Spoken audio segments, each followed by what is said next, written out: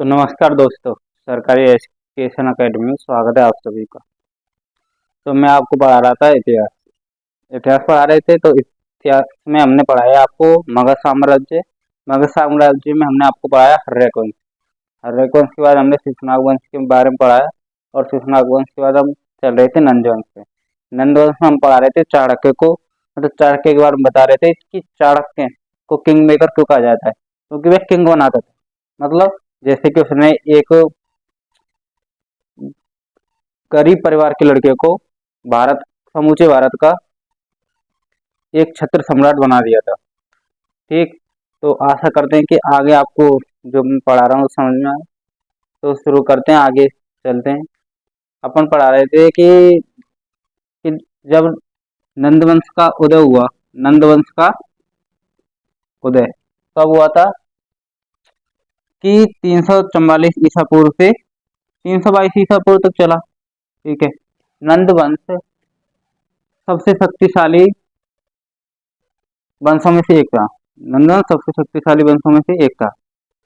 सबसे शक्तिशाली वंशों में से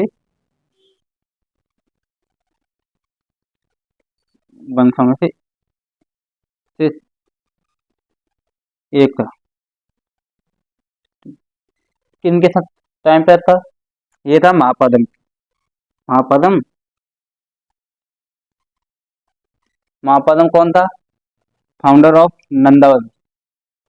कौन था? नंदवंश का संस्थापक था। ठीक है। इसी के टाइम क्या होता कि सिकंदर भारत विजय, यानी संपूर्ण विश्व को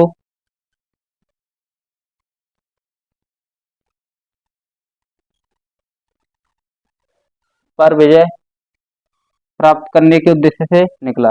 कैसे निकला? यूनान, मतलब जो भूभाग यूनान को पता था कि कौन कौन सम्मिलित है, उन सबको जीतने के लिए उसने शुरू किया। पहले उसने कहाँ का था? मकदूनिया, मैसेडोनिया का। उस भूभाग को जीता। उसके बाद अफ्रीकन कंट्री में गया, उनको जीतते हुए मिडिल ईस्ट में आया। मिडिल ईस्ट को जीतते हुए कहाँ आया? सिंध पे उसका झेलम नदी के किनारे पोरस से संघर्ष हुआ और उसमें उसकी विजय हुई। पोरस एक वीर योद्धा था जिसके बारे में, मतलब खूब लड़ा सिकंदर के सामने। तो उससे प्रभावित होकर सिकंदर ने उसे अपने साथ मिला लिया और अपना सहयोग बना लिया, तथा जीतने के बावजूद सिकंदर ने अपना जो झेलम नदी सिंध जीता था ना, उसको पुनः पोरस को वापस कर दिया। ठीक है। अब आगे चलते हैं कि वह पंजाब तक आया। पंजाब से अफगानिस्तान जीत लिया, पंजाब तक हमला आक्रमण कर दिया उसने। अब क्योंकि आपको पता है कि वो संपूर्ण विश्व को जीतते हुए आ रहा था, तो कुछ देशों ने उनका, जैसे कि अफ्रीकन कंट्रियों ने, उन्होंने क्या किया कि उन्होंने आत्मसमर्पण कर दिया कि हम स्वयं अपनी हार मानते हैं, हमें कोई मतलब नहीं है क्या हो रहा है।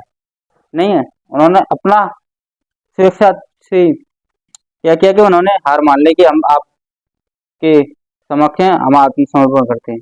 पर जैसे जैसे ये मिडिल ईस्ट को जीतते हुए अफगानिस्तान पहुंचा, तो अफगानिस्तान में वहाँ के राजाओं से भिड़ंत हुई। क्योंकि पहले तो वो क्या हुआ कि जितने भी अफ्रीकन देश थे, मिडिल ईस्ट के थे, उन्होंने आत्मसमर्पण कर दिया। लेकिन अब अफगानिस्तान के पास आए तो वहाँ उसका पोरस से सामना हुआ।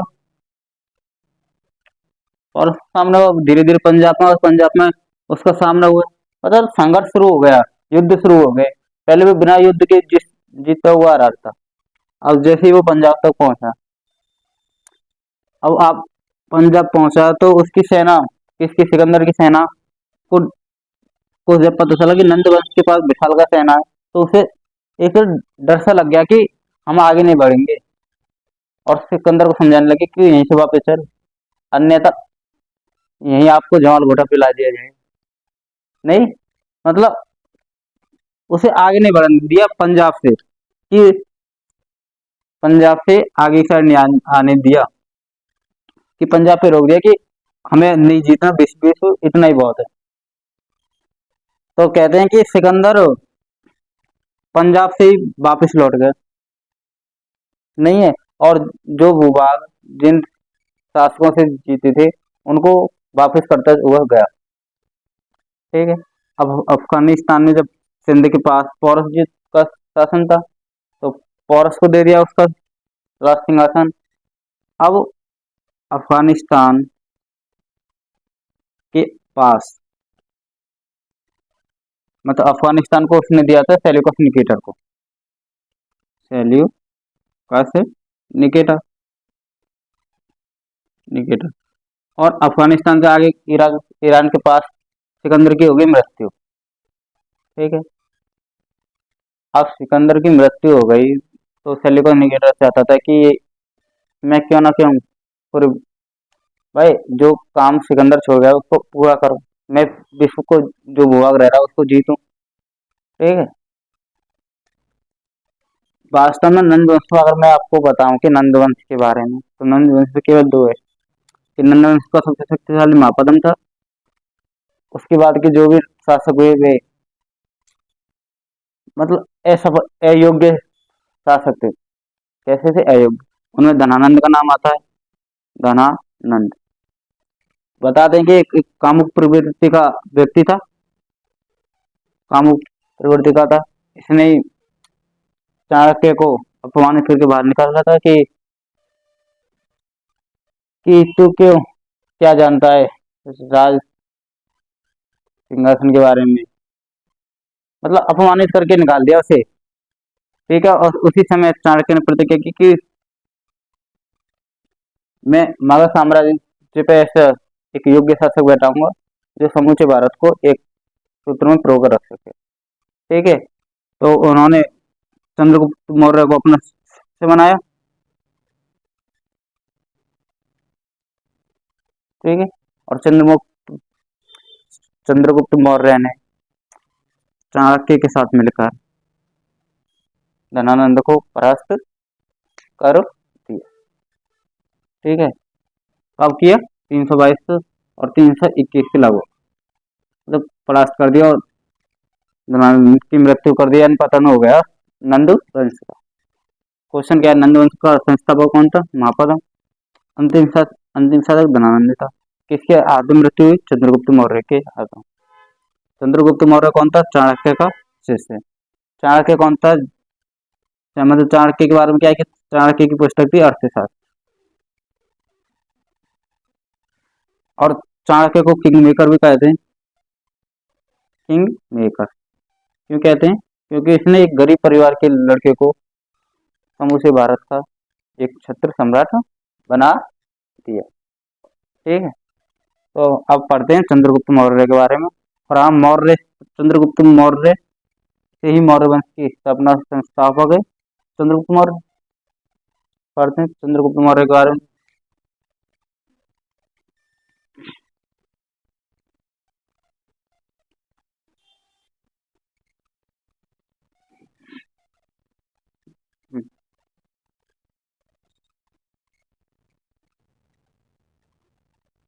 चंद्रगुप्त मौर्य के रूप में क्या पढ़ा रहे? चंद्रगुप्त मौर्य यानी मौर्य वंश। संस्थापक कौन था?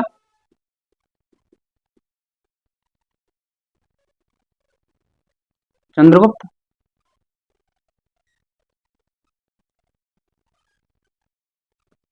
ठीक है। कब किया?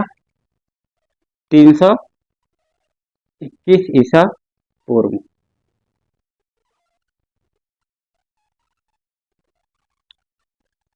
प्रधानमंत्री कौन था? चाणक्य।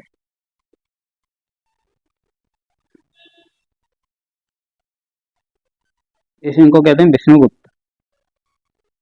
क्या कहते हैं? विष्णु। ठीक। अब चंद्रगुप्त मौर्य मौर्य वंश का सबसे प्रतापी शासक था।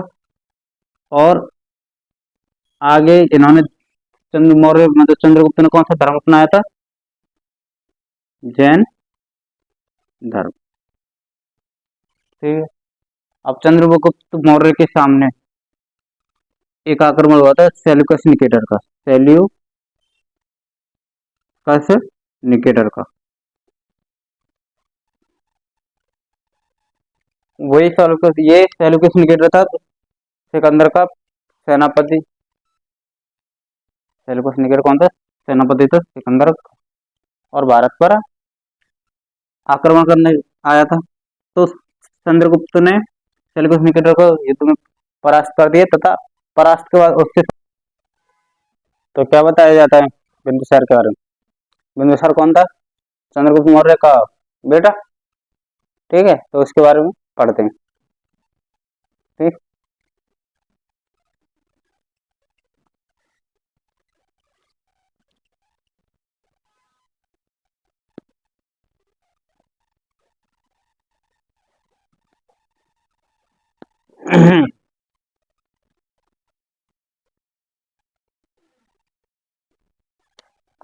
कौन? बिंदुसार। अब बिंदुसार के बारे में पहले क्या बताया जाता है कि ये आजीवक संप्रदाय संप्रदाय का अनुयायी था, अनुयायी था। ठीक है। दूसरी बात, चाणक्य इसके समय भी प्रधानमंत्री रहा, मंत्री रहा। कौन? चाणक्य। ठीक है। अब तीसरी क्या है कि स्ट्रेबो। कौन था स्ट्रेबो? स्ट्रेबो के अनुसार क्या होता है कि यूनानी शासक एंटियोकस ने क्या क्या बिंदुसार के दरबार में डायमेकस नामक राजदूत को भेजा। कौन थे? स्ट्रेबो के अनुसार एक लेखक था।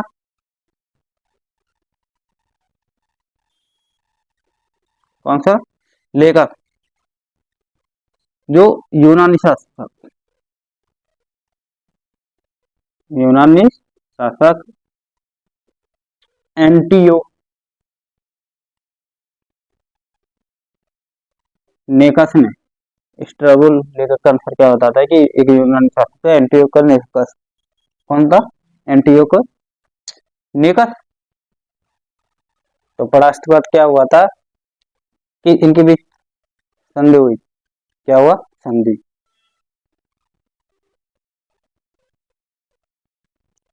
संधि में क्या शर्त रखी गई कि सेल्यूकस निकेटर चंद्रगुप्त मौर्य को 500 हाथी देगा।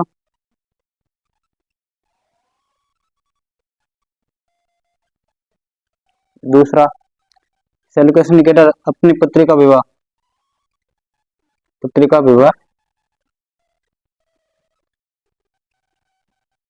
चंद्रगुप्त मौर्य से कराएगा।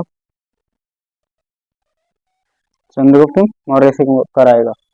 क्या नाम था सेल्यूकस निकेटर की पुत्री का? हेलन। और एज दहेज कौन कौन से चित्र देगा? कामरान, कामरान, गांधार, हेरात,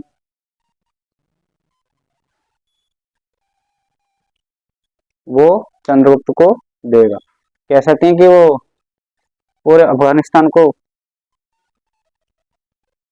चंद्रगुप्त मौर्य को दे रहा है। ठीक है। क्या बताया? चंद्रगुप्त मौर्य, मौर्य वंश की स्थापना किसने की? चंद्रगुप्त ने। प्रधानमंत्री कौन था?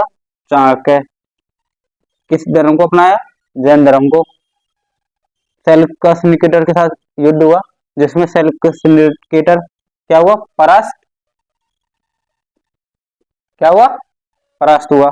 तथा संधि के रूप में सेल्यूकस निकेटर ने 500 हाथी चंद्रगुप्त मौर्य को दिए। अपनी पुत्री का विवाह हेलन का चंद्रगुप्त मौर्य के साथ कराया। कामरान, गांधार, हेरात उसने चंद्रगुप्त मौर्य को दी। ठीक है। और उसके बाद क्या हुआ कि चंद्रगुप्त मौर्य का जब अंतिम समय था तो एक भीषण अकाल पड़ा। क्या पड़ा? भीषण अकाल हुआ। अकाल के पश्चात चंद्रगुप्त मौर्य ने भद्रवाहु भद्रवाहु संगठन भद्रवाहु के साथ दक्षिण भारत चले गए, जहां पर उसने संलेखना संलेखना पद्धति के संलेखना पद्धति के द्वारा अपने प्राण त्याग दिए। अब चंद्रगुप्त मौर्य ने किस जगह प्राण त्यागे? तो उस जगह का नाम है श्रवण बेल गोला। कौन सी जगह थी? श्रवण बेल गोला। वहां पर चंद्रगुप्त मौर्य ने संलेखन पद्धति के द्वारा प्राण त्याग दिए थे। दूसरी बात, संलेखन पद्धति क्या है? ये जैनों की पद्धति, जैन धर्म मतलब जैन लोगों की, जिसमें क्या होता है कि व्यक्ति उपासना करता है ध्यान ध्यान में। मतलब कुछ शुरू में तो कुछ खाएगा, ऐसे कि आज मतलब खाने को धीरे धीरे कम करते जाएगा, और एक समय ऐसा आएगा जिस समय वह कुछ भी नहीं खाएगा, केवल ध्यान करेगा, ध्यान करेगा। और ध्यान ही ध्यान में वो मतलब संपूर्ण सांसारिक मोह माया से अलग हो जाएगा और अपने शरीर को त्याग देगा। यानी ध्यान से एकदम साधना में रहेगा और संलेखन पद्धति के द्वारा अपने प्राण त्याग देगा। ये था चंद्रगुप्त मौर्य। चंद्रगुप्त मौर्य का पुत्र था कौन? बिंदुसार। कौन था? बिंदुसार। बिंदुसार के बारे में बताया जाता है